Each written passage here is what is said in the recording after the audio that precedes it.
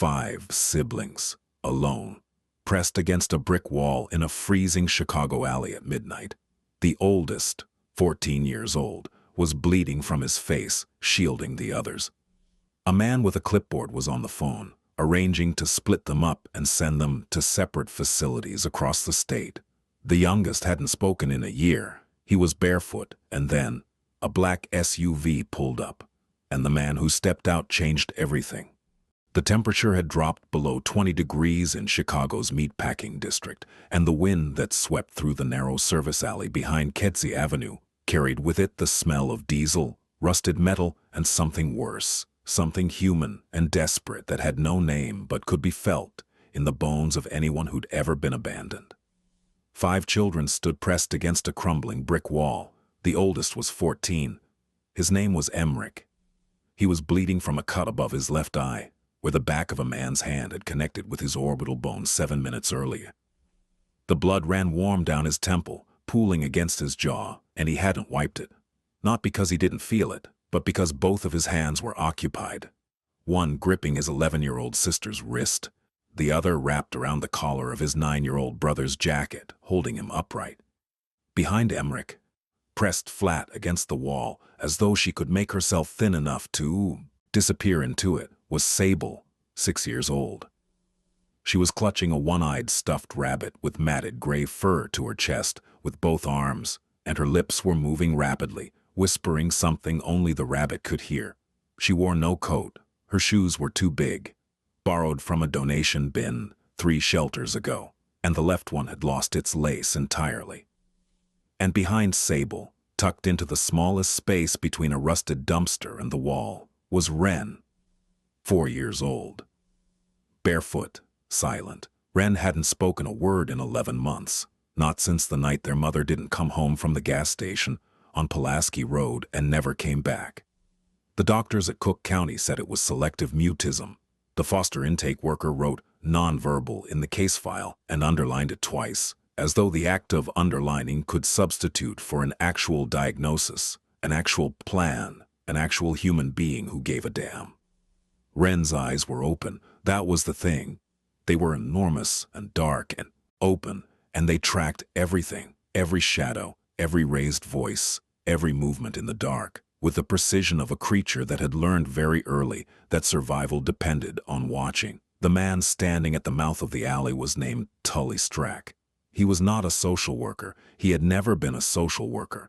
What Tully Strack was, in the complex and largely invisible economy of Cook County's child welfare system, was a broker, a middleman. The kind of man who knew which group homes had vacancies, which foster parents asked no questions, which facilities upstate paid per head, and didn't require background checks on the children being delivered to them. He had a clipboard. He always had a clipboard. It gave him the appearance of officiality, which was the only currency that mattered when you were loading children into unmarked vehicles at 11 o'clock at night. "The 2 younger ones go to Rockford," Tully said into his phone, not looking at the children. Yeah, the girl and the quiet one. The middle kid. I got a family in Joliet that'll take a boy under 10 for the subsidy. The older 2, he paused, listened. I don't care. Split them however you want. The girl's compliant. The oldest is a problem. Emmerich heard every word. He'd been hearing words like these for 3 years, since their father went to Stateville on an aggravated battery charge, and their mother started disappearing for longer and longer stretches until she disappeared permanently. Since the first caseworker said, "We'll try to keep you together," with the same tone a person uses when they say, "I'll call you back," knowing they won't. 3 years of group homes and emergency placements and kinship evaluations that went nowhere because there was no kin. 3 years of watching his siblings get separated and reunited and separated again, each time a little more broken, a little more silent, a little more convinced that the world was a machine designed to grind children into dust. Emmerich tightened his grip on Solveig's wrist. Solveig was 11. She had their mother's face, the same wide-set eyes, the same careful mouth that could smile in a way that made you think everything was fine, even when nothing was. Solveig was the one who braided Sable's hair. Solveig was the one who remembered which sibling was allergic to what. Solveig was the one who carried Ren when Ren couldn't walk anymore and sang to him in the dark and told him stories about a house they would live in someday that had a yard and a dog and a door that locked from the inside. Solveig wasn't crying. She hadn't cried in months. The machinery of grief in her had been running so long and so hard that it had simply worn itself smooth. She stood beside Emmerich, her free hand resting on Prosper's shoulder, and she watched Tully Strack with the flat, knowing gaze of a child who understood exactly what was about to happen and had already begun the internal work of surviving it. Prosper was 9. He had a stutter that worsened under stress, and right now, standing in this alley, his entire body was a single, trembling nerve. He couldn't look at Tully. He couldn't look at anyone. His eyes were fixed on the ground, on a crack in the pavement where a stubborn weed had pushed through the concrete, and he was breathing in short, hitching gasps that were almost but not quite sobs. "Please," Prosper whispered, not to anyone in particular, just into the cold. Please don't." Tully glanced at him. "Quiet," he said, the way you'd say it to a dog. Emmerich stepped forward. "We don't split." Tully lowered the phone. He looked at Emmerich, really looked at him, with the practiced assessment of a man who sorted children the way a butcher sorted cuts. Problem, asset, liability, write-off. "You don't get to decide that, kid." "We don't split," Emmerich said again. His voice was steady. The blood was still running down his face, and his hands were shaking, and he was 14 years old and weighed 112 pounds, and he said it like a man delivering a verdict. Tully stepped closer. He was 6'1", 230, ex-corrections. He smelled like menthol cigarettes and something chemical. Your caseworker signed the transfer. It's done. The girls go one way, the boys go another, and you—" He jabbed a finger at Emmerich's chest. "You go wherever I say you go, and if you keep running your mouth, I'll make sure that place has a lock on the outside of the door." Emmerich didn't flinch, not because he wasn't afraid. He was terrified, but flinching was a luxury that cost things he couldn't afford to pay. Behind him, Sable pressed her face into the stuffed rabbit. Ren's eyes tracked a shadow at the end of the alley. And then the shadow moved. The black Escalade turned onto the service road with its headlights off. It idled to a stop 30 feet from the mouth of the alley, and for a long moment, nothing happened. The engine hummed. The tinted windows revealed nothing. The vehicle sat there like a held breath. Tully noticed it first. His hand drifted to his belt, not to a weapon, but to his phone, which was the closest thing to a weapon a man like Tully Strack possessed. In his world, threats were managed with calls, not calibers. But something about this vehicle, the deliberateness of its approach, the killed headlights, the absolute stillness, made him take a step back. The rear passenger door opened. The man who stepped out was 36 years old. He wore a charcoal overcoat that had been tailored in Milan and cost more than the average Chicago family earned in a month. His shoes were handmade. His watch was not visible, tucked beneath the cuff, which meant it was expensive enough not to need showing. His hair was dark, cut close, and the architecture of his face was sharp in a way that suggested his features had been built by something harder than genetics, by years of decisions that didn't allow for softness. His name was Calder the Sane. In certain circles in Chicago, circles that operated in the margins between legitimate commerce and organized violence, the name Calder the Sane carried a specific gravity that bent the behavior of everyone within its orbit. He controlled 7 of the 12 distribution corridors between O'Hare and the South Side. He held silent partnerships in 14 commercial properties along the Magnificent Mile. He had, at last count, the working loyalty of 2 aldermen, a deputy police superintendent, and a circuit court judge who was not the same circuit court judge who would later become relevant to this story, but who existed in the same compromised ecosystem. Calder the Sane was not a man who rescued people.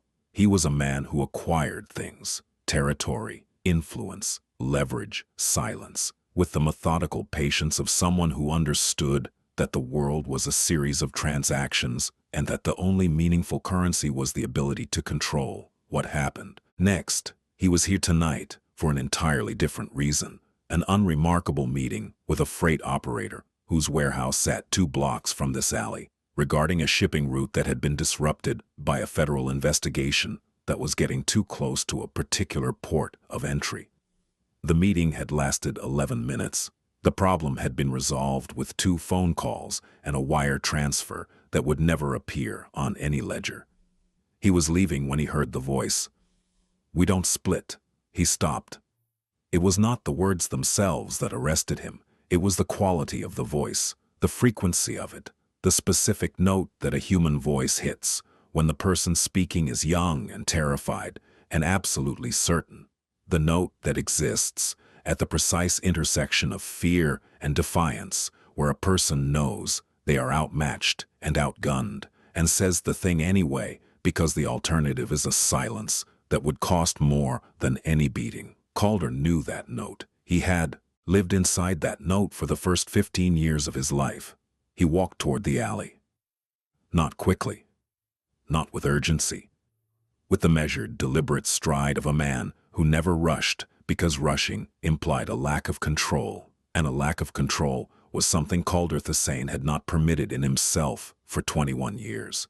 Teddy, his driver, a broad, silent man named Kessler, appeared at his shoulder. "Boss, stay with the car." "Boss." The car, Kessler. Kessler stayed with the car. Calder rounded the corner of the building and stopped at the mouth of the alley. He saw everything in a single, comprehensive sweep, the way a man who has survived violence learns to see, reading a scene the way a combat veteran reads terrain. 5 children. 1 bleeding. 1 barefoot. 1 whispering to a stuffed animal. 1 trembling so hard his jacket was shaking.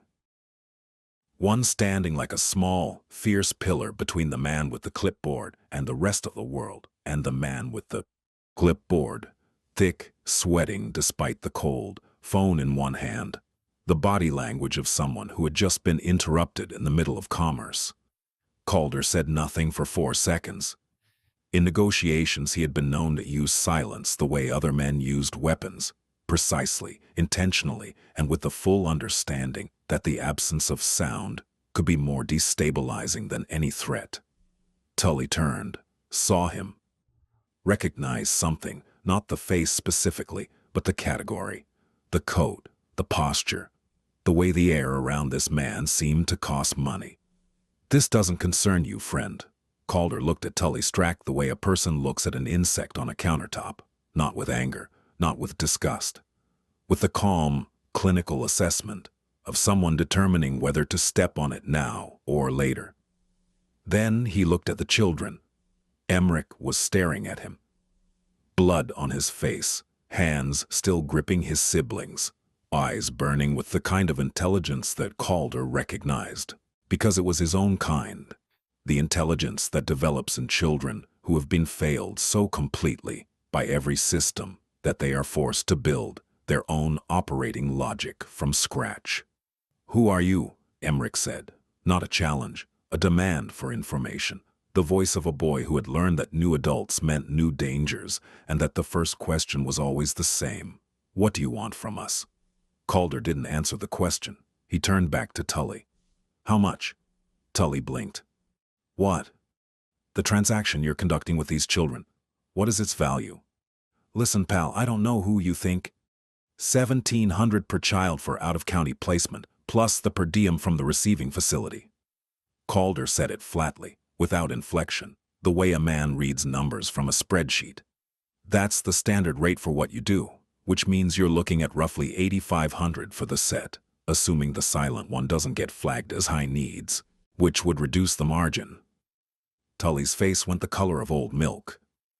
"I know the economics of what you are," Calder said.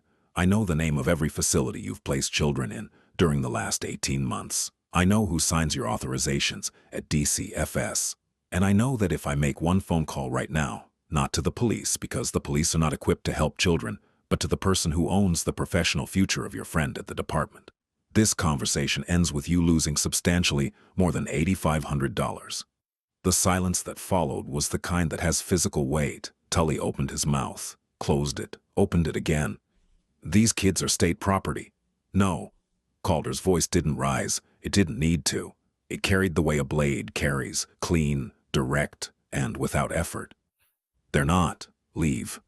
Tully looked at him, looked at the Escalade idling at the curb, looked at the children. Something in his small, calculating brain performed a rapid cost-benefit analysis, the kind of math that men like Tully Strack were very good at, which was the math of personal risk versus personal gain. He left, he turned and walked down the alley in the other direction, pulling his collar up, and disappeared around the corner, and the sound of his footsteps faded into the city noise, and then there was nothing in the alley except the 5 children and Calder Thesane and the cold. Calder stood in the mouth of the alley. He did not approach the children. He did not crouch down, the way well-meaning adults crouch down when they want to seem less threatening, which is a gesture children see through instantly, because it is a performance of safety rather than the presence of it. He simply stood there, and he said, "All of you, come with me."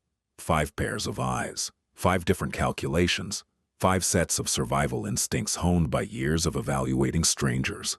Good stranger, bad stranger, same stranger, different face. Emmerich stepped forward. 1 half step. His body was positioned between Calder and the other 4, and his jaw was set, and his fists were balled at his sides, and he was shaking, not from the cold, but from the adrenaline, from the fight that was still living in his nervous system. "Who are you?" Emmerich said again. "Someone who's not going to separate you." "Everyone says that." "I know." A pause. The wind moved through the alley. Sable's whisper to the rabbit was the only sound. "We don't split," Emmerich said. One more time, testing the words against this new stranger, the way you test ice before you step on it. Calder looked at him, directly, without the performative warmth that adults deploy when they want children to cooperate, without the professional distance that caseworkers maintain when they want to process children efficiently. He looked at Emmerich with the only thing that mattered in this moment, which was the truth. "You won't." Another pause. Longer. Emmerich looked back at his siblings. Solveig gave him a look that was not agreement, and not disagreement, but something older. The look of a child who has run out of options and knows it, who understands that the choice is not between safety and danger, but between this danger and that one. Emmerich turned back to Calder. He didn't nod. He didn't agree. He simply moved. He took Prosper's hand in one of his, and Solveig's in the other, and Solveig reached back for Sable, and Sable clutched the rabbit tighter and reached for Ren, and Ren, silent, barefoot, enormous-eyed, let himself be pulled forward. They walked out of the alley in a chain. 5 children holding hands in the dark, following a stranger to an Escalade that could take them anywhere in the world, and they went because the alternative was the alley. And the alley was what they already knew, and what they already knew had never once been kind. Kessler opened the rear door. His face was professional, his eyes when they swept over. The 5 children were not. The children climbed in. They sat pressed together on the bench seat, a compressed mass of limbs and fear and warmth, and Emmerich positioned himself closest to the door with his hand on the handle, ready, always ready to run. Calder stood outside for a moment. The cold bit at his face. He looked back at the empty alley where, 10 minutes ago, 5 children were about to be parceled out to facilities across the state like inventory. Something moved inside his chest. Something tectonic. He cataloged it, filed it, and buried it beneath 21 years of practiced control. He got in the car. "Home," he said to Kessler. The Escalade pulled away from the curb.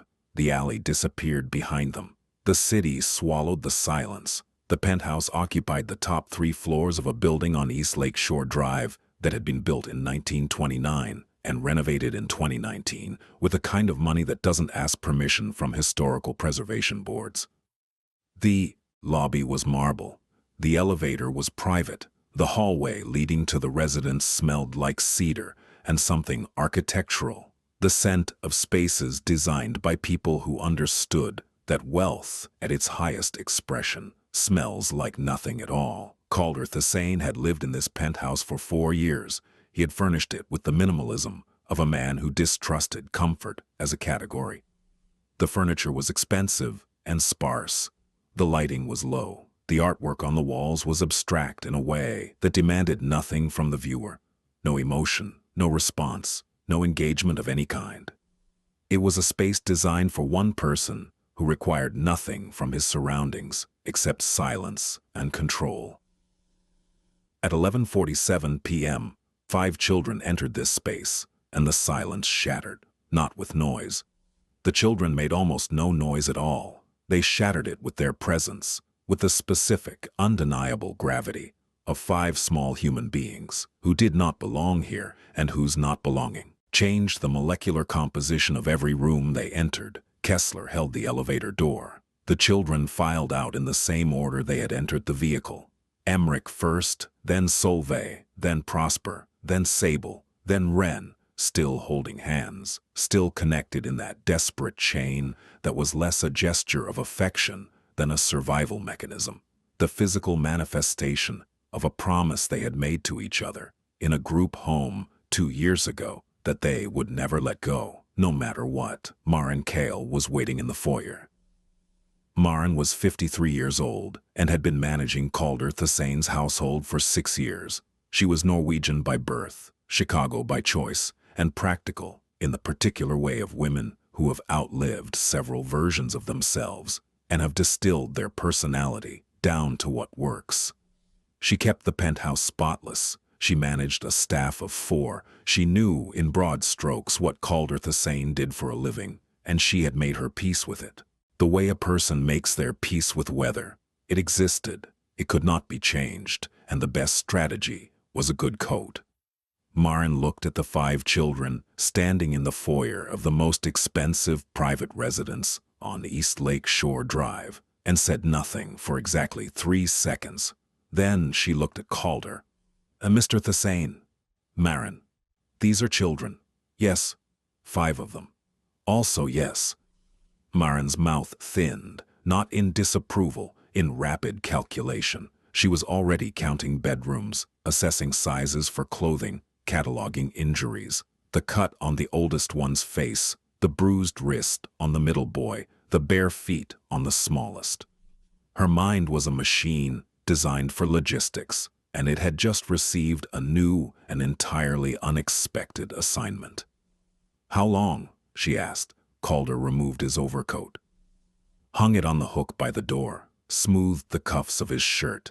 He did these things with the deliberate, unhurried precision that was his constant signature, the body language of a man who refused to be rushed by circumstances, even when the circumstances involved 5 traumatized children standing in his foyer at midnight.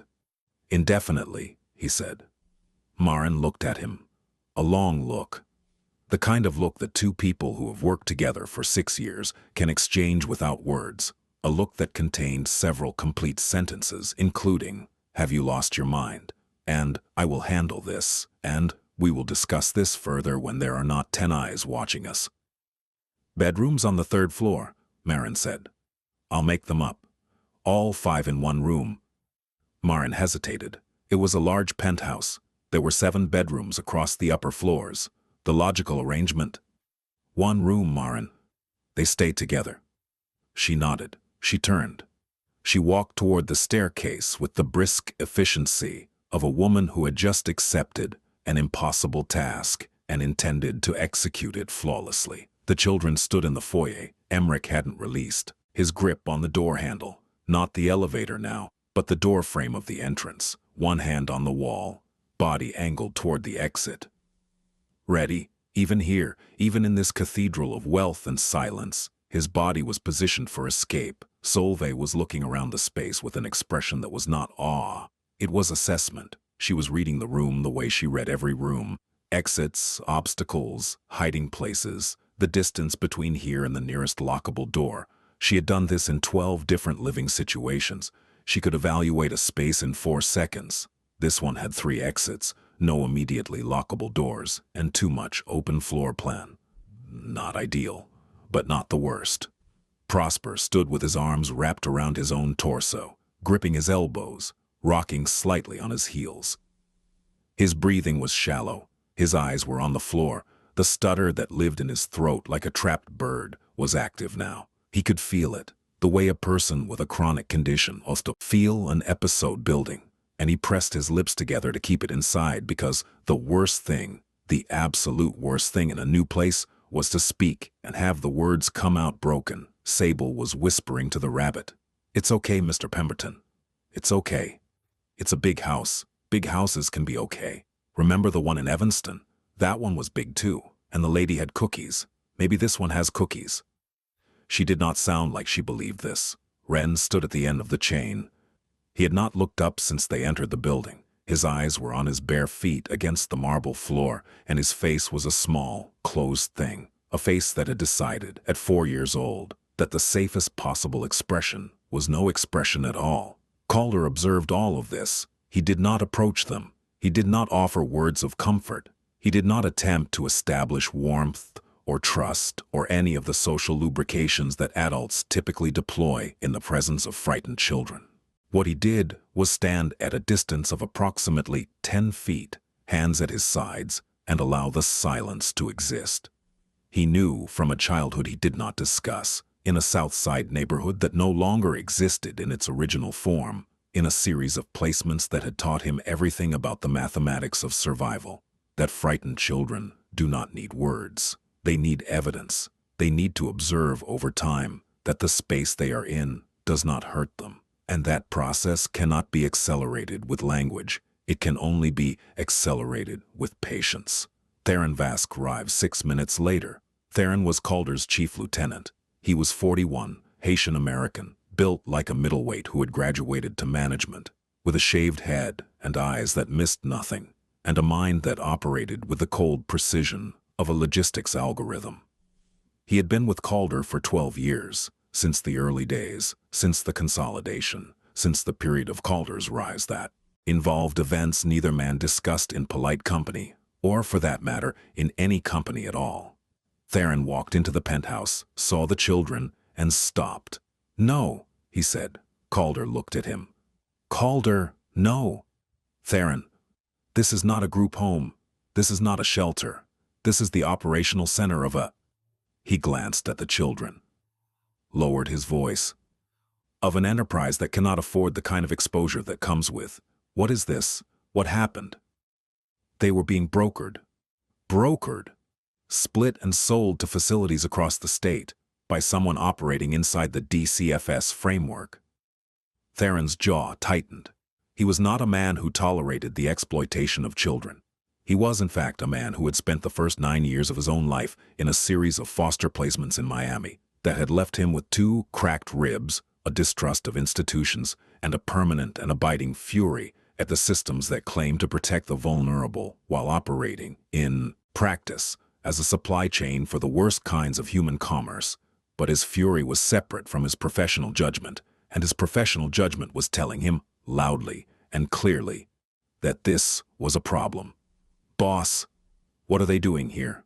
Calder straightened his cuffs again. The gesture was automatic, a physical ritual of control that he performed when his internal landscape was more turbulent than his exterior permitted. "They're staying." Theron looked at him. For a long time. Then he looked at the children. Emmerich was watching him with the same burning, assessing gaze he turned on every new adult. Solveig had shifted her body to put herself between Theron and the younger ones. Prosper was still rocking. Sable was still whispering. Ren was still staring at his feet. Theron exhaled. It was not a sigh. It was the sound of a man realigning his entire operational framework in real time. "I'll increase the security rotation," he said. "And I'll need to talk to Cassius, meow, about the legal exposure." "In the morning?" "In the morning," Theron agreed. He turned to leave. At the door, he paused. Without turning around, he said, "The little one needs shoes." "I know." Theron left. Marin had prepared the largest guest room on the 3rd floor with military efficiency. 5 bedding sets laid out on a king-size bed and 2 additional mattresses she had pulled from storage. Pillows, more pillows than 5 children knew what to do with. Clean towels, a nightlight plugged into the baseboard outlet, because Marin understood, without being told, that children who have lived in institutional settings need light in the dark. Solveig was the first to notice the nightlight. Her hand, the one not holding Sable's, twitched slightly. She said nothing, but something in her shoulders, which had been locked at a rigid 45 degrees since the alley, dropped by approximately 1 centimeter. It was the first relaxation any of them had shown. Marin stood in the doorway. There are extra blankets in the closet. The bathroom is through that door. There is a lock on the bathroom door. She said this last part with deliberate emphasis, looking at Solveig, because Marin understood that 11-year-old girls in strange houses needed to know about locks. Solveig nodded. A micro-nod, barely visible. "Are you hungry?" Marin asked. No one answered. Emmerich's eyes flicked to his siblings and back to Marin. In the lexicon of survival, this question was a test. Saying yes meant vulnerability. Saying no meant going hungry. Emmerich had been making this calculation for years, decades in emotional time, and the answer was always the same. Deny need, minimize exposure, ask for nothing. "I'll put sandwiches in the kitchen," Marin said, reading the silence perfectly. "In case anyone gets hungry later." She didn't wait for a response. She walked away down the hall, and her footsteps receded, and the children were alone. They moved into the room as a unit. Emmerich checked the window. Locked, 3rd floor, no viable exit, but also no viable entry. He checked the closet, empty, except for blankets. He checked the bathroom, clean, functional, and yes, a lock on the door. He checked under the bed because checking under the bed was a reflex that had been installed in him by a foster placement in Waukegan, where the man in the house would wait in dark places for children who wandered at night. When the room had been declared safe, a process that took Emmerich approximately 90 seconds and was as methodical as a military sweep, the chain loosened. Solveig sat on the edge of the bed. She pulled Sable into her lap. Sable pressed her face into Solveig's shoulder and went silent for the first time. No whispering, no narration to the rabbit. Just the quiet of a child who had found a body she trusted enough to stop talking. Prosper sat on the mattress on the floor. He pulled his knees to his chest and pressed his forehead against them, and his body continued its quiet, rhythmic rocking, and he breathed, and he breathed, and he breathed. Ren stood in the center of the room. He stood there the way a plant stands, rooted, silent, oriented toward nothing, his bare feet on the carpet, his eyes open, his face empty. Emmerich watched his siblings settle. He did not settle. He stood by the door, one hand on the frame, positioned exactly where he had been in the foyer and in the alley and in every room he had entered for the last 3 years. At the threshold, facing out, standing guard. He did not sleep. At 2:14 a.m., one of the children came downstairs. Calder was sitting in the study on the 2nd floor.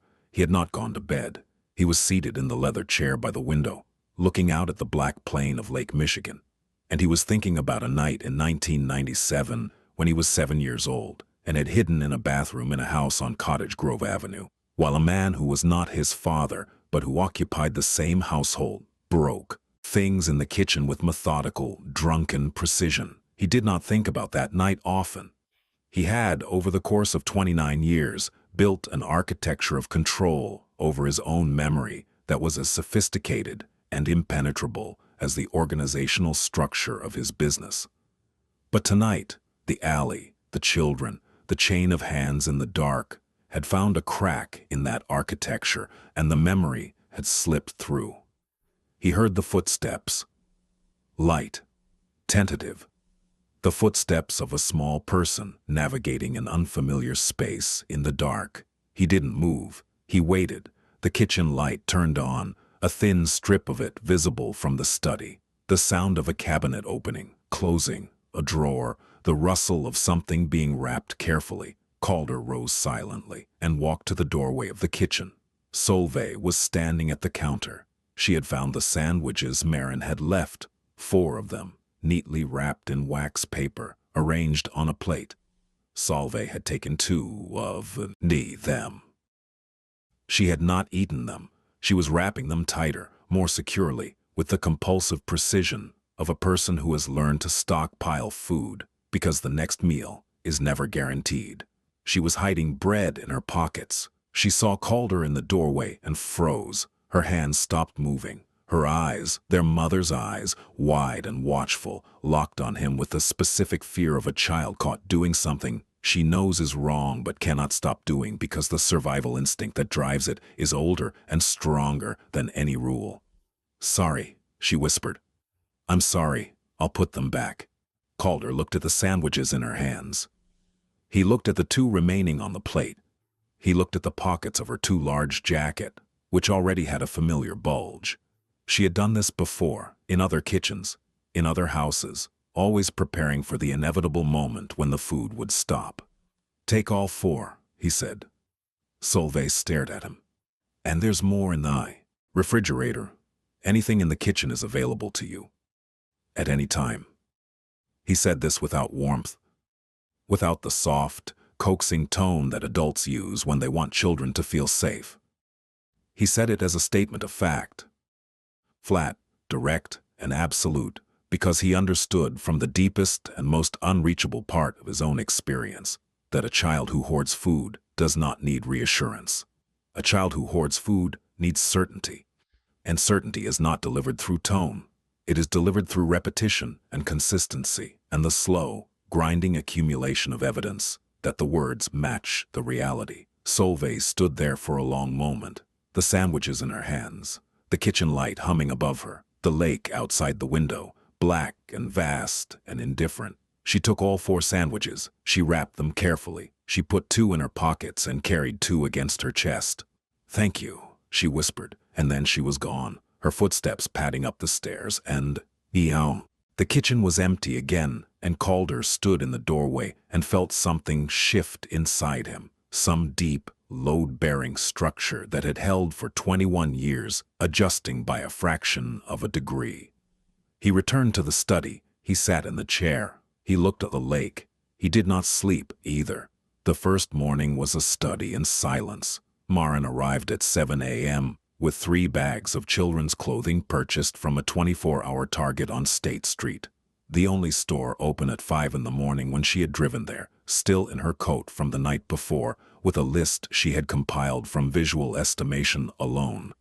She was accurate to within one size for all 5 children, which was, in Maren's private estimation, an acceptable margin of error. She laid the clothes out in the 3rd-floor hallway, folded, organized by size. She did not enter the room. She knocked once, a single, clear knock that announced presence without demanding entry, and said through the door, "Clothes are in the hall. Breakfast will be ready in 30 minutes. Inside the room, Emmerich was already awake. He had been awake all night. He stood by the door, listening to the knock, listening to the footsteps retreat. And then he opened the door 1 inch, just enough to see the hallway, confirm it was empty, and pull the clothes inside. He sorted them himself, gave Solveig the girls' clothes, laid out Prosper's, checked the tags on the shoes, a pair of small white sneakers that were, by some miracle of Maren's estimation, exactly Wren's size. He put the shoes on Wren himself, kneeling on the carpet, threading the laces through the eyelets, with fingers that were clumsy from exhaustion and adrenaline, tying them the way he had tied them 1,000 times before, double knots because Wren couldn't retie them, and loose shoes meant slow running, and slow running meant not getting away. Wren watched the shoe-tying process with his enormous, unblinking eyes. He did not resist. He did not help. He was a passenger in his own body, a witness to his own existence, and the shoes appeared on his feet, the way all things appeared in Wren's world, without his participation, without his consent, and without comment. Breakfast was eggs, toast, orange juice, fruit sliced into small pieces. Maren had prepared it with the institutional efficiency of a woman who understood that the first meal in a new place was not about nutrition. It was about establishing a pattern, Meals happen here. Food appears here. This is a place where people eat. The children came to the table in formation. Emmerich first, scanning. Solveig next, guiding Prosper by the shoulder. Sable with the rabbit. Wren at the end.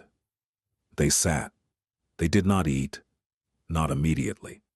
There was a pause, a held breath that lasted approximately 45 seconds, during which each child performed their own private assessment of the situation. Was the food safe? Was eating here a transactional act that would incur a debt? Was this the kind of place where eating meant you owed something, where the food was a leash, where accepting nourishment meant accepting obligation? Sable broke first. She reached for a piece of toast, tore it in half, and gave one half to the rabbit. "Mr. Pemberton says thank you," she said to no one in particular.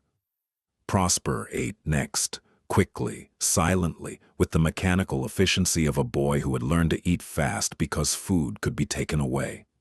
Solveig ate slowly, watching.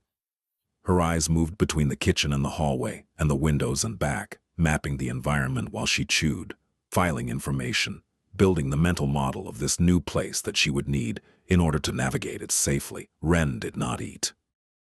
He sat in his chair, his new shoes touching the floor, his hands in his lap, and he stared at the plate as though it were a problem he had not been given the tools to solve. Emmerich did not eat either. He stood by the door of the kitchen, watching his siblings, watching the hallway. Waiting, Calder entered the kitchen at 7:38 a.m. He was dressed for the day. Dark shirt, dark trousers, shoes that cost more than the monthly foster stipend for all 5 children combined. He paused in the doorway, registered the scene. The 4 children at the table, the one standing guard. He poured himself a cup of coffee. Black. No sugar. He leaned against the counter, 10 feet from the table, and drank it in silence. He did not greet the children. He did not ask how they slept. He did not perform any of the social rituals that adults typically enact in the morning. He simply existed in the space, present, visible, and unremarkable, and allowed the children to observe him the way they needed to observe him, which was at a distance, without pressure, and for as long as they required. This was a strategy. Not a warm one. Not an intuitive one. It was the product of Calder Thessane's own childhood, which had taught him that the most dangerous adults were the ones who tried hardest to be liked, the ones who came at you with smiles and questions and an aggressive, suffocating friendliness that was in reality a demand that you perform gratitude, perform comfort, perform the role of the saved child so that the saving adult could feel good about themselves. Calder had no interest in feeling good about himself. He had an interest in not separating 5 children. Beyond that, his motives were, even to himself, unclear. And he was fine with that. He was a man who had built an empire on incomplete information, and he trusted the process of waiting for clarity more than he trusted the process of manufacturing it. Theron arrived at 8:15 with Cassius Brine. Cassius was Calder's attorney. He was 58, silver-haired, and possessed of the kind of legal mind that operated in the space between what was lawful and what was possible, which was a larger space than most people imagined.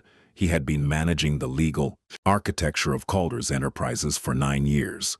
He had never in those 9 years been asked to manage a situation involving 5 minor children. "This is irregular," Cassius said, which was the legal equivalent of saying the building was on fire. "Understood. The state of Illinois has specific protocols regarding the custody and placement of minors in the DCFS system. You cannot simply acquire children, Calder. They were being trafficked within the system. That's a claim that would require evidence and a legal proceeding to establish.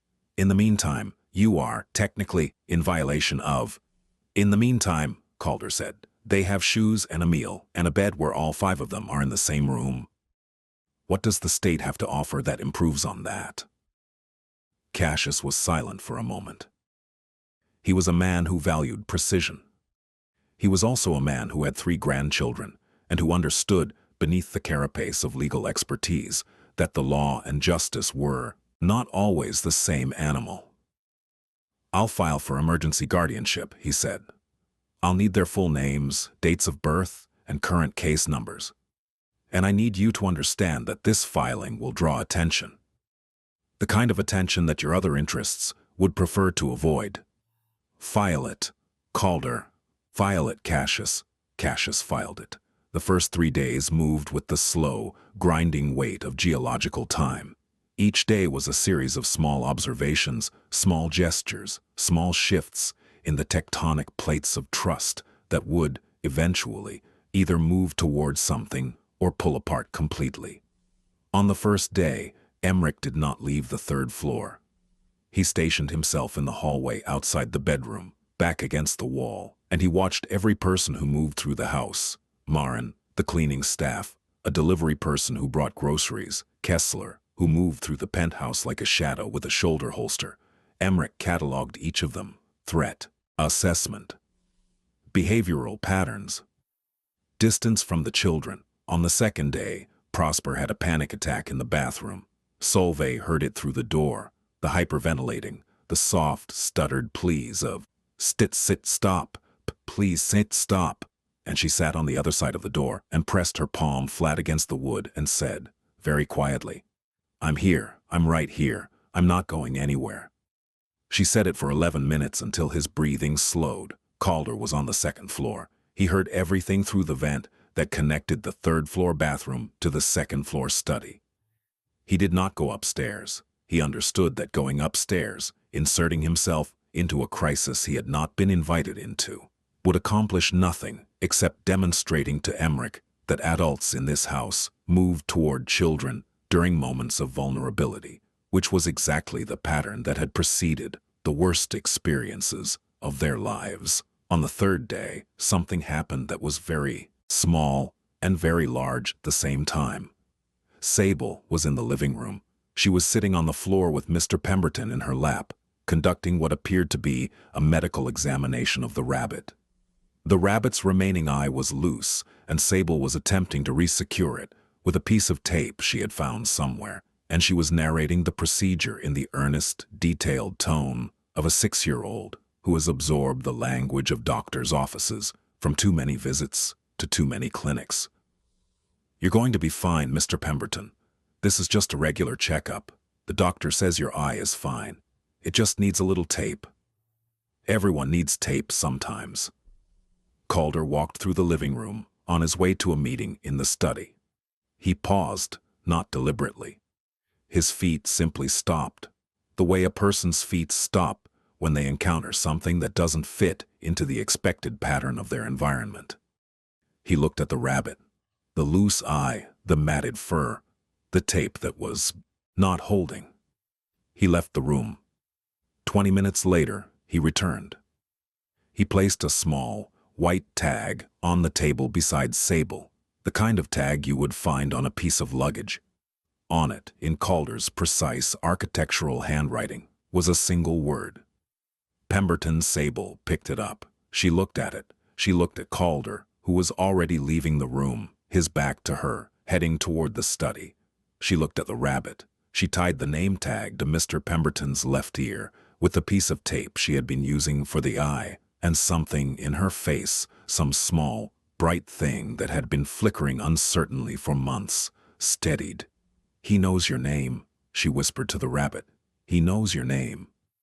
No one else in the room heard her, but the thing she was saying was true, and the truth of it was larger than the words. And the fact that a man who ran a criminal empire in the city of Chicago had taken 30 seconds out of his day to write a name on a luggage tag for a one-eyed stuffed rabbit was, well, it was the beginning of something. The emergency guardianship filing landed on the desk of Judge Harwick Crane on a Tuesday morning. Judge Crane was 61 years old, a lifelong resident of Cook County, and a man whose career on the family court bench had been characterized by two things: an impeccable public reputation for advocating child welfare and a private relationship with the operators of 17 group homes and residential treatment facilities across Illinois that was transactional in a way that would have ended his career if it had ever been documented. Harwick Crane was not evil in the way that people imagine evil, not mustache twirling, not cackling, not possessed of a self-aware malice. He was evil in the way that most evil actually manifests in the world, which is through the slow, incremental corruption of a person who began with good intentions and gradually discovered that the system rewarded the wrong things. He had started his career as a genuine advocate. He had, over the course of 30 years, become the system he had once fought against. He read the filing. He read the name, Calder the Sane. He picked up the phone. Delphine Royce answered on the second ring. She was 44, a senior administrator at the Department of Children and Family Services, and she had the specific energy of a bureaucrat who had been promoted beyond her competence and compensated for the deficit by becoming territorial, obstructionist, and deeply suspicious of anyone who attempted to work outside her control. "I need the file on the Vasiliev children," Crane said. "Which Vasiliev?" "Oh, the 5-pack. Don't call them that. It's what the caseworkers call them. 5 siblings, same placement requirement. It's a logistical nightmare. Nobody wants all 5. Someone does, apparently." He told her about the filing. She listened. The silence on the other end of the phone had a texture, the specific textures of a person calculating exposure. "The Sane," she said. That's a name. It's a problem." "How so?" "Because if he files for guardianship, and his lawyers are competent, and they are, they're going to pull the placement history for those children. All of it. Every transfer, every facility, every authorization, and some of those authorizations have your signature on them, Delphine." The silence thickened.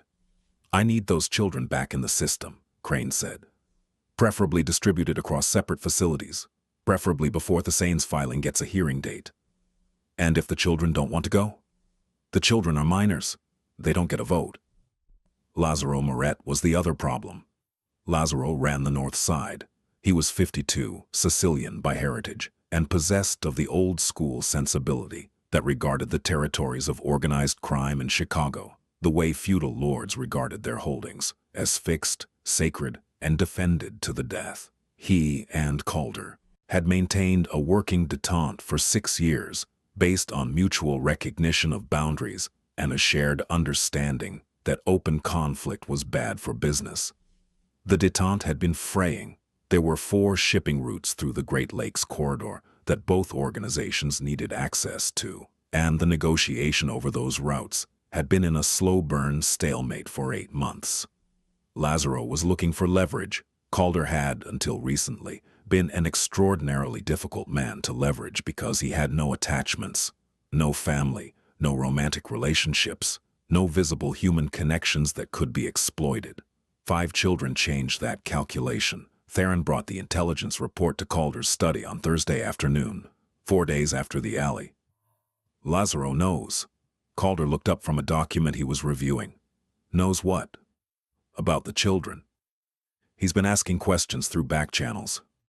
Who they are, what your relationship is, why they're here, and he's interpreting it as a vulnerability." His exact words to his underboss were, "The man who has nothing to lose just found something to lose." Calder was quiet. Outside the window, the lake was a flat, gray plate under a flat, gray sky. Chicago in November. The city looked like it had been drained of color and left to dry. "He's wrong," Calder said. "Is he?" Calder didn't answer.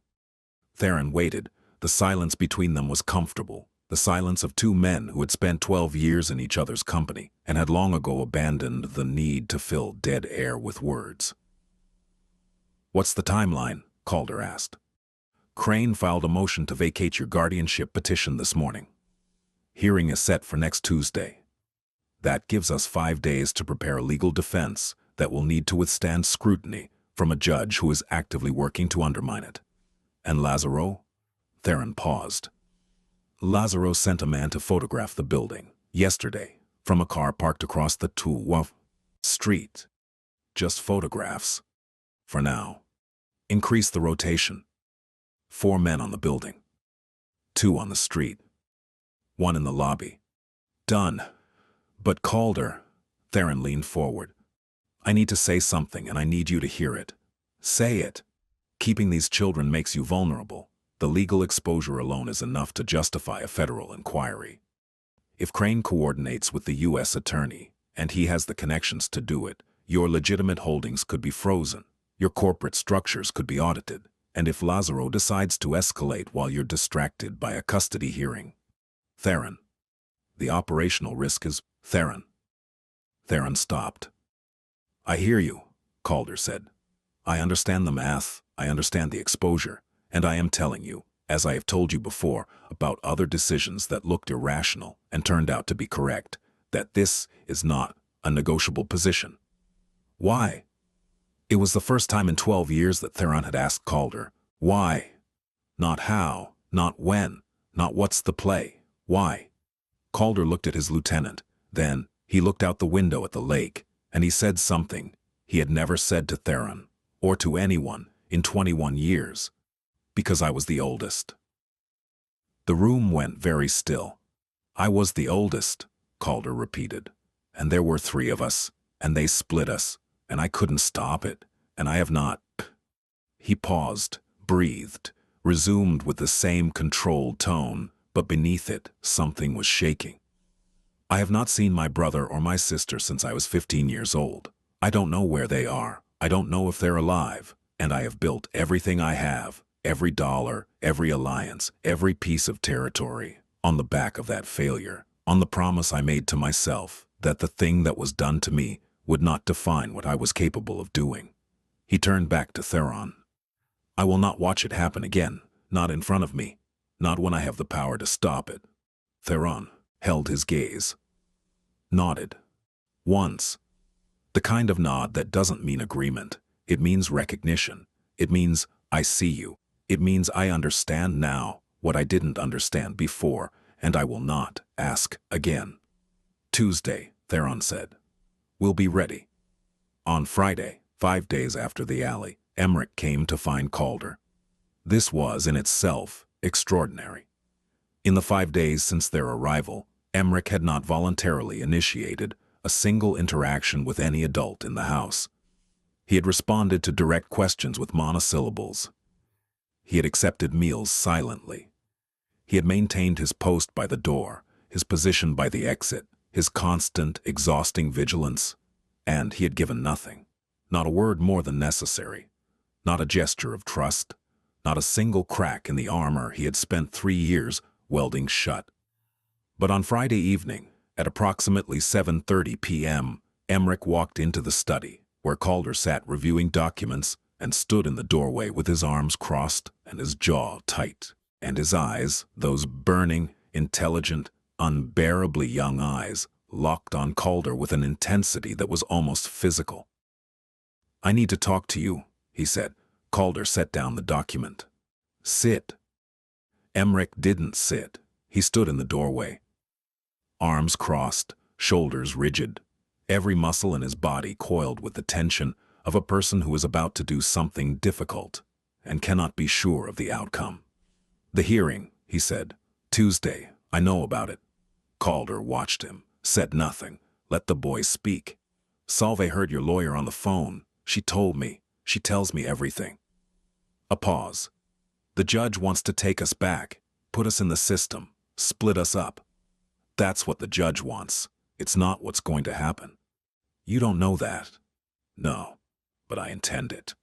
Emmerich's jaw worked. Something was building behind his eyes, a pressure, a heat, the accumulation of 5 days of restraint, and 3 years of rage, and 14 years of being a child in a world that treated children as problems to be managed rather than people to be protected. If I leave, Emmerich said, they can stay. Calder went very still. I'm the problem, Emmerich continued. I'm the one with the record, the fights, the runaways, the incident in Waukegan. The judge can use me to justify pulling the petition, but if I'm not in the picture, the other 4, they're young enough, they're compliant enough. The system can place them. You could. His voice cracked, hairline fracture. He sealed it immediately. You could keep them without me. The room was quiet except for the sound of the wind against the window and the distant hum of the city below. Calder stood. He walked around the desk, He stopped 3 feet from Emmerich, close enough to be present, far enough to not crowd. He looked at this boy. This 14-year-old boy who had been bleeding in an alley 6 days ago, who had positioned his body between his siblings and the world every single day for 3 years, who was standing here now, offering to sacrifice himself, to remove himself from the only situation that had ever, in his entire life, not split them up, because he believed, with the terrible logic of a child who has been failed by every adult he has ever known, that his presence was the liability. "No," Calder said. "Listen, I said no. If you would just—" "Emmerich," the boy stopped, his name, spoken in that voice, by that man, with that particular weight, hit him like a hand on the shoulder, not violent, not controlling, just present, just enough to break the momentum of his self-erasure. "No one is splitting," Calder said. "Not the 4 of them, not you, all of you. That is not a conditional offer. It was not conditional in the alley, and it is not conditional now." Emmerich stared at him. His arms were still crossed, his jaw was still tight, but something in his posture, some degree of tension, some fraction of the rigidity that held him upright like a soldier, trembled. "Everyone says that," he whispered, the same words he had said in the alley. But this time the tone was different. This time it wasn't a challenge, it was a plea to be wrong, a plea for this time to be the time that the words meant what they said. "I know," Calder said, "and I know that you have no reason to believe me, and I know that believing me is a risk, because every adult who has ever asked you to trust them has used that trust against you.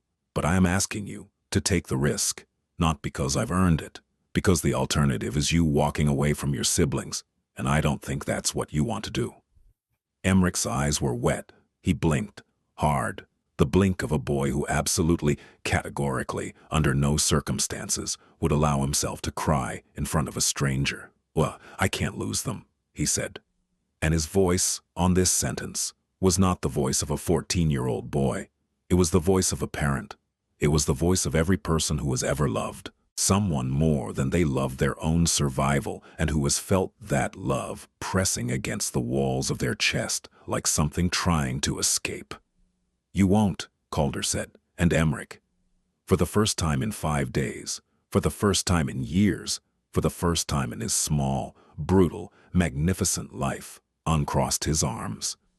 The days between Friday and Tuesday were the days when the ice began to move, not visibly, not dramatically. The transformations that occurred in the Thessane penthouse during those 4 days were as subtle and incremental as the movement of glaciers, invisible to the casual observer, seismic in their implications. But for the 5 children who had spent years in the frozen landscape of institutional care, even the smallest thaw was revolutionary. Saturday. Prosper spoke at breakfast. It was a single sentence. "Can I have more juice?" And it was directed at Marin. And the stutter was there, the hesitation was there, the full body flinch that accompanied the act of asking an adult for something was there.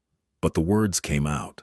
They left his mouth and entered the air and reached another human being. And Marin poured the juice without comment, without pause, without the particular expression of pity or impatience that Prosper had learned to expect from adults when his words didn't come smoothly. "Of course," she said, and placed the glass in front of him. Prosper looked at the glass. At Marin. At the glass again. And the corner of his mouth, just the left corner, just a twitch, so brief and so small that you would have missed it if you hadn't been watching, moved upward. It was not a smile. Not yet. But it was the place where a smile would eventually live. Saturday afternoon. Sable's voice, rising from the living room in a sustained, one-sided conversation. "Mr. Pemberton, we need to discuss the situation. I know you're worried. I'm a little worried too." But the tall man, the one with the nice shoes, he said we can stay. He didn't say for how long, but he said it, and he's not a yeller. I can tell because yellers have a face. You know the face. This man doesn't have the face. A pause, as though the rabbit had responded. "I know you think all tall men have the face. But Mr. Pemberton, some tall men are just tall. That's not a crime." From the study on the second floor, Calder heard this through the vent.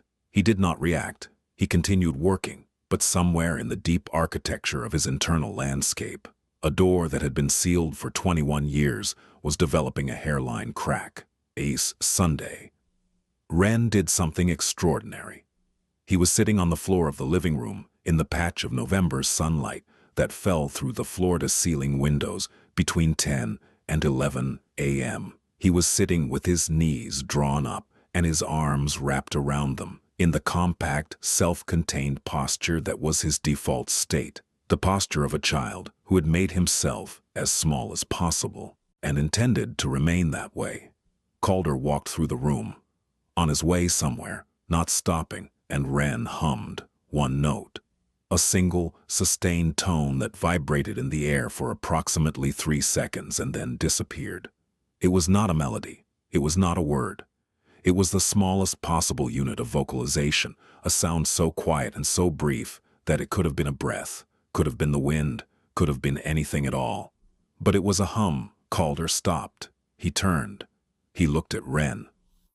Wren was looking back at him. The first time in the 6 days since the alley, that Wren had voluntarily directed his gaze at another human being who was not one of his siblings. His enormous eyes, dark and serious, and containing depths that no 4-year-old should possess, locked onto Calder's face with an intensity that was almost unbearable. Then Wren looked away, back at the sunlight, back into his silence. Calder stood there for a moment. Then he continued walking. He did not comment on the hum. He did not draw attention to it. He understood, with the bone-deep understanding of a man who had once been a silent child himself, that a hum is not an invitation for a conversation. It is a test, a probe, the quietest possible way of asking, is it safe to make sound here? The answer had to be demonstrated, not spoken. Sunday evening, Solveig found Calder in the kitchen. She approached the way she approached everything, carefully, with her weight on the balls of her feet, ready to retreat. She stood 4 feet away and said, without preamble, "Wren needs a blanket. There are blankets in the closet.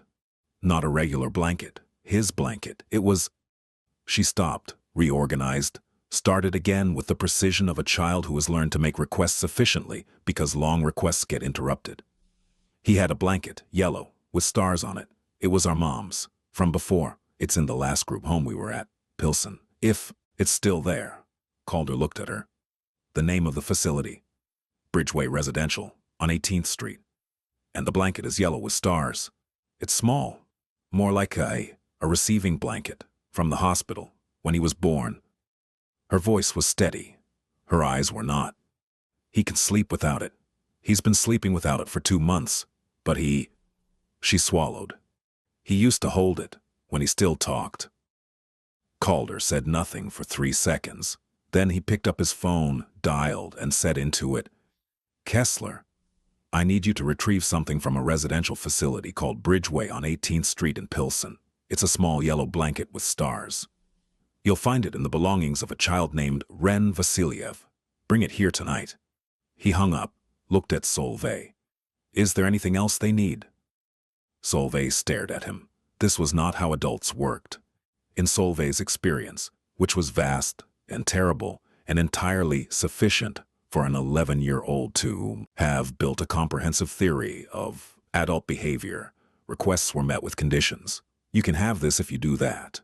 We'll try to get that for you," which meant no.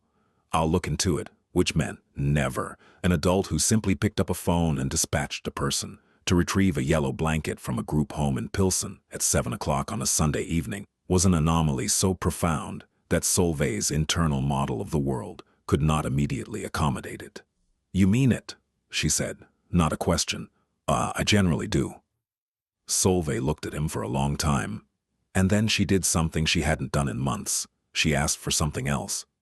"Prosper likes to draw. He used to draw all the time. He stopped when—" She paused. "He just stopped. But if there were pencils and paper, maybe I'll have Maren get supplies tomorrow. And Emmerich reads. He likes books about space, astronomy. He wanted to be an astronaut when he was little." Before, she stopped again. Before covered a lot of territory. Anything else? Sable needs new batteries for her nightlight. The one she brought, it's shaped like a... I'll handle it. Solveig nodded. She turned to leave. At the door, she stopped. She didn't turn around. Why are you doing this? Calder considered the question. He considered lying. He considered a sanitized version that would be appropriate for an 11-year-old. He decided, as he decided most things, that the truth was more efficient than its alternatives. Because someone should have done it for me, he said, and no one did. Solveig's shoulders rose slightly, then fell. She walked out of the kitchen and up the stairs, and Calder stood in the silence she left behind, and the crack in the door inside him widened by another fraction. The yellow blanket arrived at 9:17 p.m. Kessler brought it to the penthouse himself. It was small, smaller than Calder had imagined. Faded from washing, the stars on it were barely visible, more suggestion than pattern. It smelled like institutional detergent and something else, something older, something that might have been a woman's perfume, or might have been a memory of a woman's perfume. Solveig took it. She carried it to the third-floor bedroom. She placed it beside Ren, who was lying on the mattress with his eyes closed. Oh, but his body rigid, not sleeping, just performing the physical posture of sleep, because that was what was expected at night. She placed the blanket in his hands. Ren's fingers closed around it, instantly, the way a plant closes around sunlight. His entire body changed. The rigidity dissolved. The muscles in his face softened. The set of his jaw released, and he pulled the blanket to his chest and curled around it like a comma, and for the first time in 11 months, the shape of his body was not defensive. She found Calder still in the kitchen. He's holding it, she said. Calder nodded. Solveig stood in the doorway, looking at this man. This strange, quiet, wealthy, dangerous man who had walked into an alley 6 days ago and changed the shape of everything. She was 11 years old, and she had already learned that the world was a place where promises meant nothing, and where the people who were supposed to protect you were the ones most likely to destroy you. She had built a wall around herself and her siblings that was made of pragmatism and distrust and the absolute refusal to need anyone outside the chain of 5. And she was standing in the doorway of a kitchen in a penthouse on Lakeshore Drive, watching a man who had just sent a driver across the city to retrieve a faded yellow blanket for a mute 4-year-old. And the wall, her wall, the wall she had spent years constructing, had a crack in it. "Thank you," she said. It was the first time any of the 5 children had said thank you to Calder. "Thesane." He nodded, once, and the weight of those 2 words, "thank you," spoken by an 11-year-old girl, with her mother's eyes and her own unbreakable spine, settled into his chest, like a stone dropped into deep water. Tuesday arrived with the flat, gray authority of a Chicago November morning that has no intention of being kind. The hearing was at the Daily Center. Judge Crane's courtroom. 2nd floor. Family division. Cassius Brine had spent 4 days building a case. He had filed 12 motions. He had deposed 2 former caseworkers. He had obtained, through channels that were not entirely official, the internal DCFS audit trail for the Vasiliev children, a document that showed 11 placements in 3 years, 4 of which had been flagged for investigation, and none of which had been investigated, and 3 of which led directly to facilities associated with Tully Strack's network. He had also obtained something else, a sworn affidavit from a former DCFS case supervisor who had been terminated 6 months earlier for raising concerns about the Vasiliev placement chain.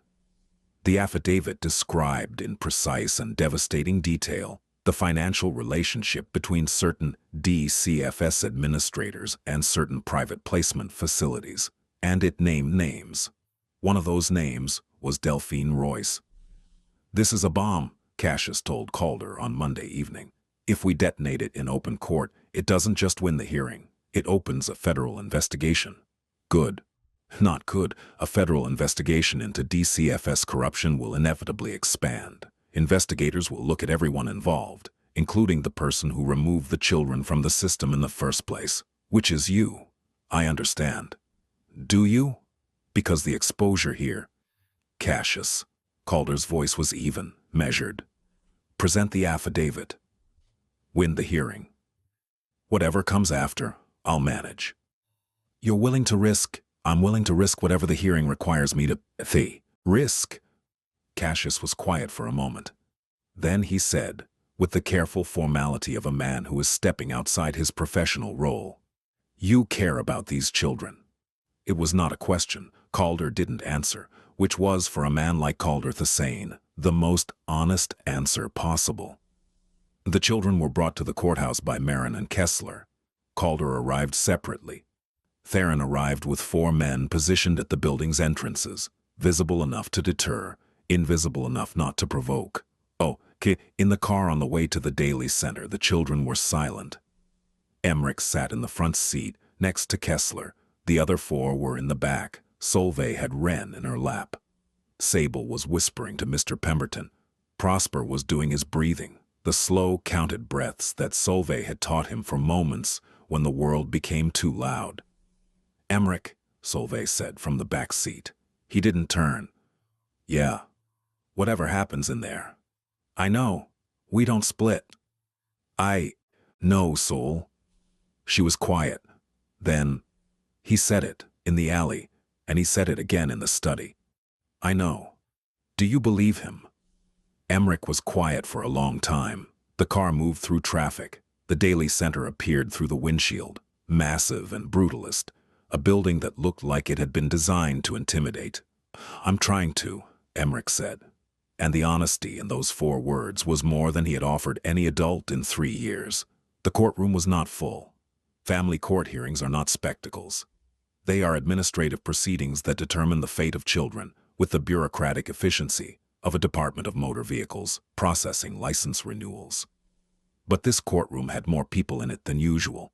Calder was seated at the petitioner's table with Cassius. He wore a dark suit, no tie. His face was composed in the expression it always wore, controlled, attentive, revealing nothing. But his hands, beneath the table, were pressed flat against his thighs, a gesture of restraint. A gesture that Emmerich, seated in the gallery behind him, recognized immediately, because it was the same gesture Emmerich made when he was trying not to lose control. Judge Crane entered. He was tall, silver-haired, imposing in his robes, in the way that all judges are imposing in their robes, which is the way a costume designed to represent authority represents authority regardless of the character of the person wearing it. He called the case, read the docket number, summarized the petition, emergency guardianship application, filed by Calder Thasane on behalf of the minor children, Emmerich, Solveig, Prosper, Sable, and Wren Vasiliev. "Mr. Brine," Crane said, "your petition." Cassius stood. He buttoned his jacket, and he began. He was good. He was very good. In 60 years of life and 35 years of law, Cassius Brine had developed the particular skill of presenting information in a way that was simultaneously dry enough for legal consumption and devastating enough for moral impact. He laid out the facts: 5 siblings, ages 4 through 14, 11 placements in 3 years, 4 flagged, none investigated, 3 connected to a network of for-profit facilities with documented ties to a DCFS administrator. He did not mention Delphine Royce by name. Not yet. He laid the groundwork, the pattern, the numbers, the systemic failure, and let the implication build. Crane listened. His face was impassive. His pen moved across a notepad. He was, Cassius noted, writing nothing of substance. The pen was moving for appearance only. The state's attorney, a young woman named Tessa Holt, who had been assigned this case 48 hours ago and who was, Cassius suspected, entirely unaware of the deeper politics at play, presented the counter-argument. Mr. Thasane was not a licensed foster parent. He had no formal relationship with the children. His background had not been evaluated by DCFS. The appropriate course of action was to return the children to state custody, pending a full investigation of the petitioner's suitability. It was competent. It was procedurally correct. It was also, in Cassius's estimation, completely insufficient for what was about to happen. "Your Honor," Cassius said, rising again. The petitioner would like to introduce Exhibit 7. The affidavit. He handed copies to the clerk, to the state's attorney, and to the judge. And then he read it into the record, every word. The names, the dates, the dollar amounts, the facilities, the per-child payments, the signature of a DCFS administrator who had approved 37 out-of-county transfers in 18 months, each one to a facility that paid a referral fee to a company whose registered agent was, "Your Honor," Tessa Holt said, standing abruptly. This is not relevant to the guardianship petition." "It is directly relevant," Cassius said, without raising his voice, without breaking stride, with the calm precision of a surgeon who has planned every cut, because it establishes that the system to which the state proposes returning these children is the same system that has spent 3 years failing them. The same system that authorized the transaction my client interrupted in an alley on Kedzie Avenue 11 days ago. The courtroom was silent. Crane's pen had stopped moving. In the gallery, Emmerich was gripping the edge of the bench with both hands. Solveig had Wren in her lap, and her face was pale, and her eyes were fixed on the judge with an expression that was not hope and not fear, but something in between. The expression of a person watching a coin in the air. Crane cleared his throat. "Mr. Brine, the court appreciates the thoroughness of your filing, but this hearing concerns a guardianship petition, not a systemic audit of—" "Respectfully, Your Honor," Cassius said, "this hearing concerns the safety of 5 children, and the evidence before this court establishes that the system currently charged with ensuring that safety has been, for at least 18 months, actively participating in their endangerment." He paused. "Let it sit. My client is not asking this court to approve an irregular arrangement. He is asking this court to recognize that the regular arrangement has failed, 11 times documented, and that these 5 children—" He turned briefly to look at them in the gallery. Emmerich, rigid. Solveig, fierce. Prosper, trembling. Sable, clutching Mr. Pemberton. Wren, silent, wrapped in his yellow blanket. Deserve something better than a 12th failure. The silence that followed was the kind that changes rooms. Crane sat behind his bench and felt the ground shifting beneath him. The affidavit was public record now. Read into the transcript. It couldn't be buried. It couldn't be managed. It was out, and it contained enough information to trigger an investigation that would, inevitably, reach the people who had built this system and who had profited from it, and some of those people would inevitably name names, and some of those names would inevitably lead back to this courtroom. He had 2 options. He could rule against the petition, return the children to state custody, and hope that the ensuing investigation could be contained. Or he could rule in favor, grant the guardianship, and position himself on the right side of what was about to become a very public scandal. Harwick Crane was not a good man, but he was a smart one, and smart men know when to change sides. "The court will recess for 30 minutes, he said. 30 minutes. In the hallway outside the courtroom, Calder stood by a window that looked out at Picasso's untitled sculpture in Chute Daly Plaza. The November wind was whipping around the base of the sculpture, sending leaves and litter spiraling across the concrete. He felt a presence beside him, small, tentative. Emmerich. The boy stood next to Calder, looking out the same window, and for a long moment, neither of them spoke. They stood side by side, the man and the boy, both upright, both still, both carrying the same weight in different bodies, and the silence between them was not the silence of strangers. It was the silence of people who understand each other in a way that does not require language. "Whatever happens," Emmerich said quietly, "I want you to know something." Calder waited. "Nobody ever fought for us before. Not like that. The lawyer, the filing, He swallowed. "You risked things for us. Nobody ever risked anything for us." Calder looked at him.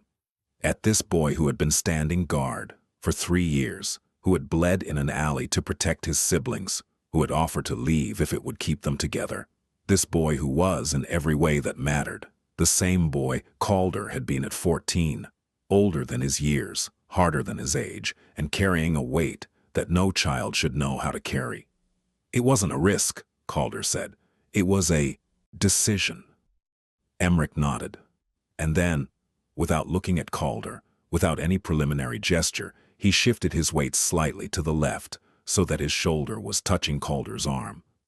It lasted 2 seconds, maybe 3, the briefest, most tentative physical contact imaginable. A 14-year-old boy who had not voluntarily touched an adult in 3 years, allowing his shoulder to rest against the arm of a man he was trying to trust. Then he straightened, stepped away, crossed his arms again, rebuilt the wall, but it had happened, and both of them knew it. The recess ended. The courtroom reconvened. Judge Crane returned to the bench. He did not look at the state's attorney. He did not look at Cassius. He looked at the children in the gallery, 5 of them, pressed together, holding hands. The oldest bleeding in an alley, the youngest barefoot. He had a choice. "The court has reviewed the petition and the evidence submitted," Crane said. His voice was formal. The words were procedural. But his eyes, when they moved to the children, contained something that might have been, if you were generous, the ghost of the man he had once been, before the system got to him. Given the documented history of placement failures, the evidence of systemic irregularities within the current DCFS chain of custody, and the absence of any viable alternative placement that maintains sibling unity. Solvay's hand tightened on Wren's. "The court grants emergency guardianship of the minor children, Emmerich, Solvay, Prosper, Sable, and Wren Vasiliev, to the petitioner, Calder Thassain, pending a full review of the DCFS placement record and a formal guardianship evaluation to be completed within 90 days. The gavel came down. The sound was small, a wooden hammer on a wooden block, a sound that happened in courtrooms thousands of times a day, all over the country, in cases that determined who lived where and who belonged to whom. But in this courtroom, on this Tuesday, for these 5 children, that sound was the sound of the world changing shape. The hallway outside the courtroom was fluorescent lit and institutional. It smelled like floor polish and old coffee. It was not a beautiful space. It was not a dramatic space. It was a government building hallway where people processed paperwork and waited for elevators and lived out the most consequential moments of their lives in between announcements from a PA system. Calder walked out of the courtroom.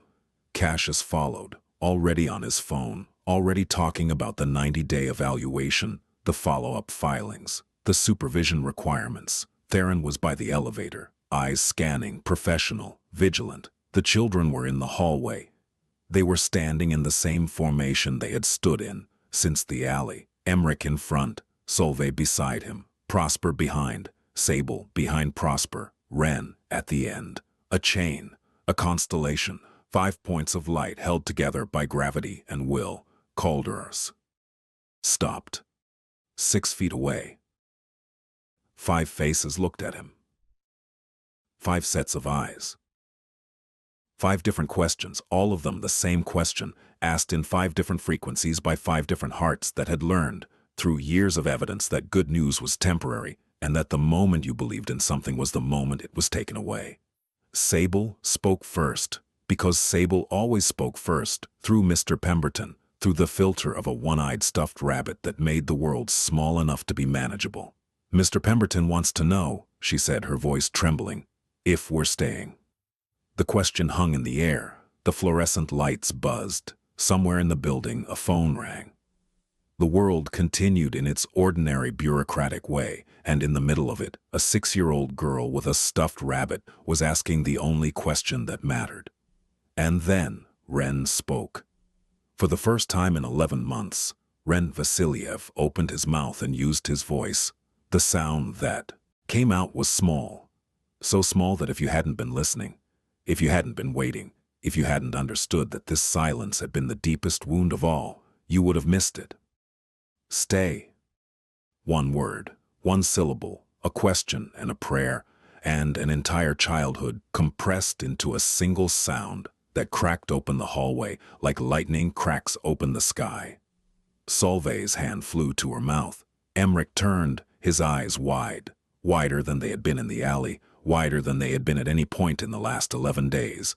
Because his youngest brother, his silent, watchful, unreachable brother had spoken, Prosper made a sound that was halfway between a gasp and a laugh. Sable clutched Mr. Pemberton so tight the stuffing bulged. Calder Thasane looked at Wren, this 4-year-old boy in 2 new shoes, holding a faded yellow blanket covered in stars, standing at the end of a chain of siblings in a courthouse hallway in Chicago, Illinois. This boy who had stopped, speaking because the world had given him nothing worth speaking to.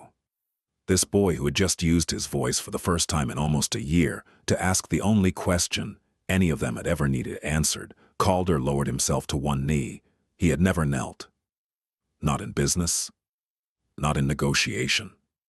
Not in the 21 years since he had left the foster system and built himself into a man that no one could force to bend. Kneeling was vulnerability. Kneeling was submission. Kneeling was the posture of a person who has placed themselves below another person, and Calder Thasane had sworn at 15 years old that he would never be below anyone again. He knelt on the linoleum floor of the Daily Center, and he looked at Wren, and he looked at all of them: Emmerich, Solveig, Prosper, Sable, Wren. 5 faces, 5 hearts, 5 children who had survived things that no child should survive, and he said, "All of you." 2 words. The same 2 words he had said in the alley. The same 2 words that had been the first thing these children heard from him, and that were now, in this hallway, the only thing that needed to be said. "All of you." Sable broke first. She launched herself forward, rabbit and all, and collided with Calder's chest with the force of a 6-year-old who has been waiting her entire life for something to collide with. Her arms went around his neck. Mr. Pemberton was pressed between them, and Sable was crying. Not the quiet, controlled crying of a child who has learned to cry silently, but the full, shaking, unrestrained crying of a child who has just been told she can stay. Prosper was next. He came forward slowly, hesitantly, his body still doing the careful calculus of risk and reward, and then his hand found Calder's shoulder, and he leaned in, and his forehead pressed against Calder's arm, and he breathed, and his breathing was steady. No stutter, no hitch, just breath after breath in the first easy rhythm his body had found in years. Solveig stood. She did not rush forward. She was not a rusher. She was a deliberator, a calculator, a girl who had spent her childhood being the calm one, the careful one, the one who held the others together while her own interior crumbled. She stood with her hands at her sides, and her mother's eyes shining, and she watched her siblings press against this man, and something inside her, some final, exhausted sentry that had been standing guard for 3 years, set down its weapon. She stepped forward. She put her hand on Sable's back, and she stood there in the circle, not touching Calder directly, but touching Sable, who was touching Calder, and the chain was unbroken, and that was enough. That was enough. Emmerich was last. He stood apart, 3 feet, his arms at his sides, his jaw working, his eyes, those burning, beautiful, exhausted eyes, were full of something he had been carrying for 3 years that was too big for his body and too heavy for his age and too much for one human being to hold alone. He looked at Calder, at this man kneeling on the floor of a courthouse with his siblings pressed against him, this man who had stepped into an alley and said 2 words and meant them, this man who had fought for them, not with fists, not with guns, but with lawyers and filings, and the strategic sacrifice of things that mattered to him, for the sake of 5 children who had been given no reason to believe they mattered to anyone. Emmerich's armor cracked, not dramatically, not with a sob or a collapse or a cinematic breakdown. Emmerich's armor cracked the way Emmerich did everything, quietly, fiercely, with his jaw clenched and his fists balled and his eyes burning, with the refusal to be broken by this, by any of this, by the sheer, unbearable, terrible mercy of finally being told he could stop fighting. A single tear ran down his face. He wiped it with the back of his hand, hard, the gesture of a boy who could not let himself be soft. Not all the way. Not yet. But the tear was there. The crack was there, and Emmerich stepped forward into the circle, and his hand found Calder's shoulder, and he gripped it, not with the softness of a child, but with the grip of a young man who had just found something solid enough to hold. They stayed like that. In the hallway, under the fluorescent lights. 5 children, and a man kneeling on the floor, and the world moving around them, lawyers with briefcases, clerks with files, families walking in and families walking out, and none of it touching them, none of it reaching inside the circle they had made. Calder closed his eyes. He held them, and the door inside him, the one that had been sealed for 21 years, the one that had cracked with a name tag and a yellow blanket and a hum in the sunlight and a shoulder against his arm, opened. Night. The penthouse on East Lake Shore Drive was quiet in the way that spaces are quiet when they have been changed by the people inside them. It was not the cold, architectural silence that had existed before. The silence of a man who lived alone in expensive emptiness. It was a different silence. A populated silence. The silence of a home that contains sleeping children. Sable was asleep on the couch in the living room, Mr. Pemberton tucked under her arm, his name tag facing outward. She had fallen asleep mid-sentence, as she often did, her whispered monologue to the rabbit trailing off into soft breathing, her body curling into the cushions with the instinct of a child who has finally found a surface she doesn't need to flinch away from. Prosper was asleep on the floor beside the couch, on a pile of blankets he had arranged himself, with a sketchbook open beside him. He had been drawing all evening, not anything specific, just shapes, spirals, the kind of abstract rhythmic mark-making that a 9-year-old boy uses to process a world that is too complex for words. The pencil was still in his hand. Solveig was asleep in the bedroom upstairs, in the center of the king-size bed, with Wren beside her. Wren was wrapped in the yellow blanket, his small body curved around it like a parenthesis, and his face, for the first time in months, was not empty. It was soft. It was the face of a child who was sleeping because he felt safe enough to sleep, which is a different thing entirely from a child who is sleeping because his body has run out of the energy to stay awake. Emmerich was not asleep. He was sitting in the third-floor hallway, his back against the wall, his legs stretched out in front of him. His post, his position. The same position he had occupied every night since the alley, the same sentry duty he had performed for 3 years. But tonight, his posture was different. His shoulders were lower, his hands were open on his knees, not fisted. His head was tilted back against the wall, and his eyes were half closed, and the muscles around his jaw, those muscles that had been locked at full tension since he was 11 years old, had softened by approximately 40%, which was for Emmerich a seismic relaxation. He was not sleeping, but he was resting, and there is a difference. Downstairs, Calder sat in the study. The lake was black outside the window. The city was a field of lights beyond it. 1,000,000 lit windows, 1,000,000 lives, 1,000,000 people making their way through the dark in the particular, stubborn, magnificent way that human beings make their way through the dark, which is to say imperfectly and afraid and together. He was thinking about Tuesday, about the hearing, about the 90-day evaluation that would begin next week, during which his home, his life, and his fitness as a guardian would be examined by people who did not know him and who would, inevitably, discover things about him that would complicate the evaluation. He was thinking about Lazaro, whose response to the hearing had been silence, the dangerous kind of silence, the silence that precedes a decision.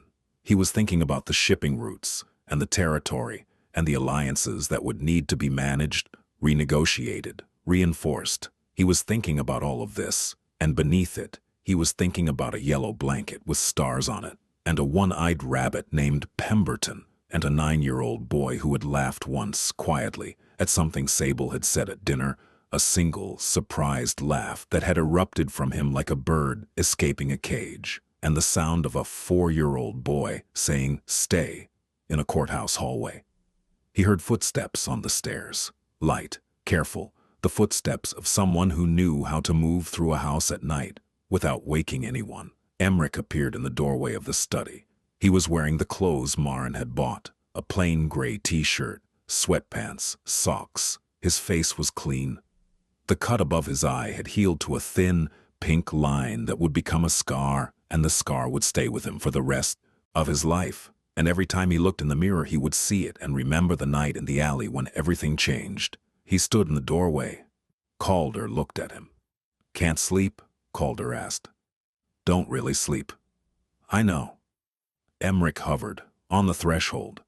The same threshold he had been occupying since the beginning.